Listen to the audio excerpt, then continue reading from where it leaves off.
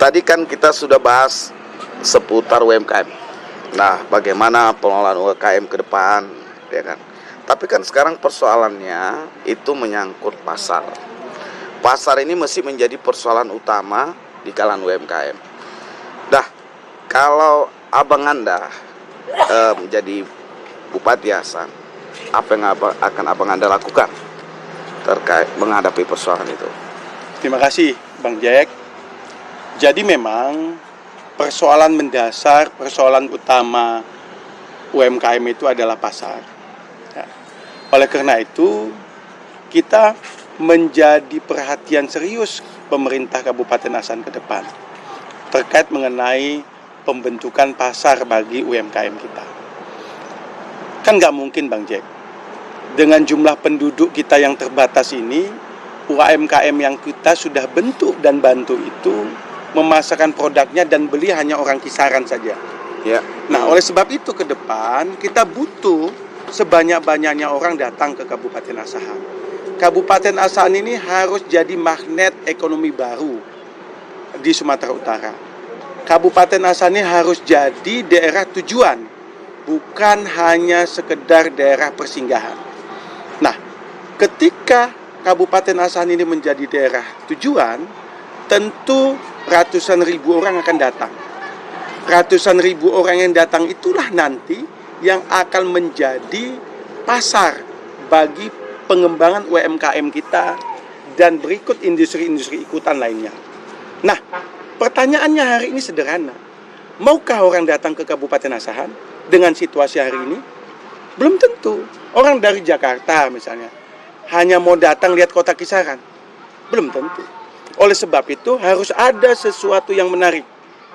Waktu kuliah saya sempat baca tuh, Kotler, Profesor Rahmawan Kertajaya sampaikan, sesuatu yang laku itu, sesuatu yang dibeli itu, sesuatu yang punya nilai tambah, sesuatu yang berbeda dengan yang lain. Bagaimana mungkin orang mau datang ke Kabupaten Asahan kalau kita tidak punya nilai tambah dibanding kota-kota lain? Bagaimana mungkin orang mau datang ke Kabupaten Asahan kalau tidak ada perbedaan dengan kabupaten kota lain di Indonesia? Oleh sebab itu, ke depan leading sektor ekonomi kita, lokomotif ekonomi kita di Kabupaten Asahan untuk mendorong penguatan ekonomi makro adalah sektor pariwisata. Pariwisata akan menjadi tulang punggung ekonomi makro kita ke depan. Konsepnya, kita ke depan akan membangun 6 titik lokasi pertumbuhan pariwisata baru. Satu di Kabupaten Asahan itu ada di Kota Kisaran nanti. Kita berharap ke depan dengan adanya Masjid Agung, alun-alun, dan tambah satu lagi yang kita sebut dengan Asahan Teknopark, orang akan mau datang ke Kabupaten Asahan. Apa itu Asahan Teknopark? Asahan Teknopark adalah satu kawasan pariwisata terpadu yang berbasis edutainment. Apa itu edutainment? Edukasi entertainment. Di dalamnya ada kebun buah. Supaya orang Jakarta, orang Medan, orang-orang lain dari kabupaten kota lain di Indonesia nggak perlu datang ke Thailand hanya untuk makan buah. Cukup datang ke Kabupaten Asahan. Kita akan tampilkan Asahan sebagai etalase hortikultura, buah-buahan di Indonesia. Ada durian, musangking, ada durian, bower, ada buah-buahan tropika lainnya. Itu yang pertama. Yang kedua, kita harus jadikan di Asahan Teknopark itu ada satu kawasan yang kita sebut dengan Taman Mini Indonesia Indahnya Asahan. Ya, ada anjungan budaya di dalamnya. Sehingga ke depan ada festival-festival budaya yang akan kita buat tiap bulan di Asahan Teknopark itu. Sehingga ke depan akan ada event-event budaya yang membuat orang datang. Banyuwangi itu sukses menggelar pariwisatanya ketika banyak kegiatan-kegiatan kebudayaan di dalamnya. Ya. Hari ini dikenal sebagai karnaval budaya, karnaval pakaian dan lain sebagainya. Itu yang kedua yang ada di Asahan Teknopark. Yang ketiga, apalagi yang ada di Asahan Teknopark? Wahana permainan air. Asahan ini butuh hiburan.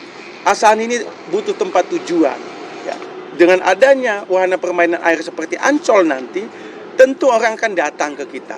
Nah, harapan kita dengan adanya pariwisata terpadu tadi ada 100.000 orang yang akan datang ke Kabupaten Asahan. Dan itulah saatnya UMKM kita bisa memasarkan produknya.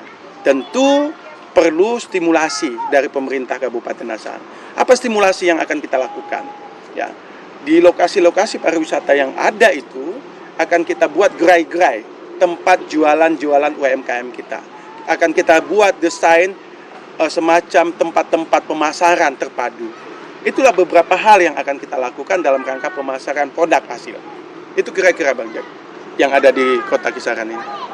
Nah, kalau untuk mewujudkan itu, setidaknya kita kan harus punya lahan. Di mana kira-kira menurut Abang ada areal yang bisa kita buat untuk Asahan Teknopark? Jadi Bang Jack, memang ada dua persoalan mendasar nanti ketika kita ingin mewujudkan Asahan Teknopark itu. Yang pertama terkait mengenai lahan, tentu saja. Ya. Yang kedua terkait dengan permodalan. Ya. Bagaimana mungkin membangun Asahan Teknopark itu butuh 700 sampai 800 miliar? Nggak mungkin APBD kita cukup. Apalagi dengan kondisi pasca COVID ini, Ya. kondisi APBD kita hancur-hancuran. Ya. Tidak mungkin kita bisa melakukan dorongan pembangunan itu. Maka ada dua hal yang akan kita lakukan terkait mengenai situasi persoalan yang kita hadapi. Yang pertama, masalah lahan. Sudah lama Kabupaten Asahan ini, terkhusus Kota Kisaran ini, berada di tengah-tengah areal HGU yang kemungkinan besar dari data yang kami miliki, tahun 2001, 2022, ada beberapa HGU perkebunan yang ada di sekitar Kota Kisaran, habis HGU-nya.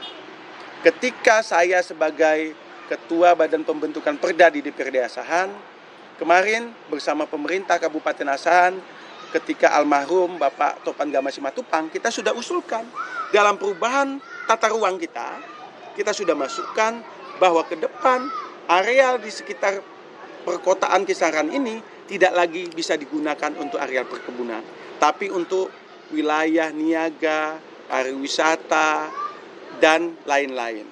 Oleh sebab itu, lahan-lahan itulah yang akan kita gunakan dalam pengembangan Asahan Teknopark. Tentu kita akan libatkan juga perusahaan-perusahaan yang ada. Ya. Kenapa? Kaitannya dengan kondisi pendanaan. Ya. Dengan dana yang terbatas tadi tidak mungkin kita membiayai. Oleh sebab itu, yang mungkin kita lakukan adalah dengan model kerjasama operasi KSO. Ya. Pemerintah daerah menawarkan konsep pengembangan pariwisata tadi, kemudian kita akan menyiapkan detail engineering desainnya, kemudian kita akan tawarkan kesempatan pertama untuk pemilik-pemilik HGU itu untuk mengeksekusinya. Kemudian yang berikutnya kalau mereka kekurangan permodalan atau mereka nggak mau, kita akan tawarkan dengan beberapa kawan-kawan yang memang sudah concern mau untuk pengembangan pariwisata tadi. Jadi konsep pendanaannya tidak akan menggunakan dana APBD. Pendekatan itu yang kita sebut dengan financial engineering, ya, rekayasa keuangan. Tidak akan menggunakan dana APBD. Nah, kita akan siapkan badan usaha mini daerah, BUMD Pariwisata. BUMD Pariwisata inilah nanti yang mengeksekusi bersama perusahaan-perusahaan ada dengan membentuk konsorsium. Kita berharap ada proporsi saham 25% sampai 30% untuk pemerintah daerah, 70% nanti untuk investor. Nah, setelah 25 tahun itu kembali kepada Kabupaten Asahan.